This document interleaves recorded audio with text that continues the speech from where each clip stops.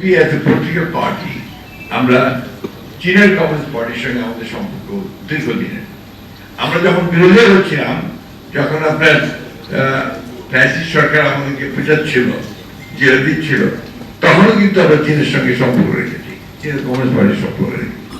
And I remember আমাকে আপনার দাওয়াত করা হলো, that was on the 2017 to attend a convention of all the political parties of the world. There were 116 political parties. Political parties are there from different, even the US Republican Party was also invited there. And Mr. Xi Jinping, he in fact presided over the whole convention. I remember. ওই ডেলিগেশনে আমি ছিলাম, আমাদের আরেকজন প্রথিত যশস্বী সাংবাদিক যিনি আমাদের মাঝে নেই, মাহবুবুল্লাহ, তিনি ছিলেন, এবং আজকের মিনিস্টার আসাদুজ্জামান ছিলেন।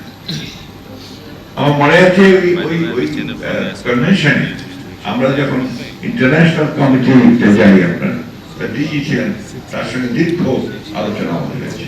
সামনে একজন বসে আছেন যিনি চীনে পড়াশোনা করেছেন চেং ইউনিভার্সিটিতে, পড়িয়েছেন এবং চীনের একজন সুন্দরী মহিলাকে বিরোধ করেছেন।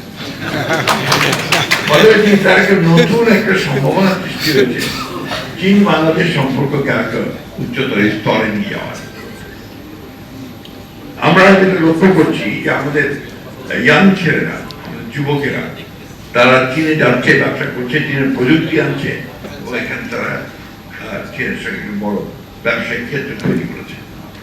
আমাদের বাংলাদেশের প্রধানমন্ত্রী, আমাদের অত্যন্ত প্রিয় নেতা, ডাইনামিক নেতা, যিনি সম্পূর্ণ নতুন করে বাংলাদেশকে জগতের সামনে, বিশ্বের সামনে, আমাদের সামনে তুলে ধরার কাজ শুরু করেছেন, তারেক রহমান সাহেবের যে ভিজিট চায়নাতে, এই ভিজিট সেই সম্ভাবনাকে আরো বড় করে দিয়েছে।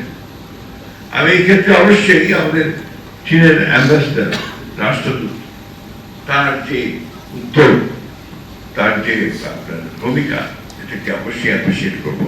I definitely appreciate Excellency your endeavor and your effort for establishing this great relationship with Pakistan.